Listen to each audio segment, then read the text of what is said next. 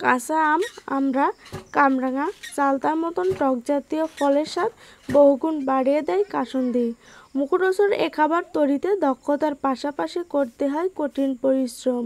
এই কাসুন্দি তৈরি ও বাজারজাতকরণ করে সংসারের সচ্ছলতা এনেছে পাবনার বেড়া পৌরসভার অন্তত 100 নারী। শুধু বৈশাখ ও জ্যৈষ্ঠ মাসে কাসুন্দি তৈরি করে একজন নারী 15 থেকে 25,000 টাকা আয় করেন। সারা বছর তারা অপেক্ষা করেন কাসুন্দি মৌসুমের জন্য, কারণ এই মৌসুমের আয় দিয়ে তাদের অভাব অনেকটা দূর হয়। বছর বিশেক আগে কয়েকজন নারী নিজেদের বাড়ির জন্য কাসুন্দি তৈরি করতেন। এক পর্যায়ে তারা বাণিজ্যিকভাবে কাসুন্দি তৈরি শুরু করেন। বর্তমানে পৌরসভার মৈত্রবাধা ও শেখপাড়া গ্রামের প্রায় 17টি বাড়িতে বাণিজ্যিকভাবে কাসুন্দি তৈরি করা হয়।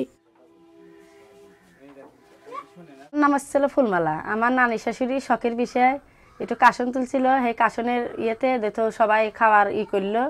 এখন আমরা কইলাম যে এই জিনিসটা তৈরি করলি দেখো আমরা উন্নতি হবো। তো আমার স্বামী দেখো গরিব, ইটুমিটু কাম করে, আমরা সাথে একটু কাম করি। তো ছিল সেই বিষয়ে আমার ভালোই চলে সংসার। আমরা বছর অন্তর আমরা 2 মাস করে তুলি। 2 মাস তোলার পর তে আমরা 24,000 25,000 টাকা পাই। তার সাথে আমরা পেস পাই, আমরা অবাঙা খাই, আমরা কাজটা করিয়া। তা আমার সংসার মোটামুটি দেখো ভালোই চলে। কাসুন্দি তৈরির প্রধান উপকরণ ঝাঁঝালো জাতের সরিষা, যা স্থানীয় বাজারে রায় নামে পরিচিত।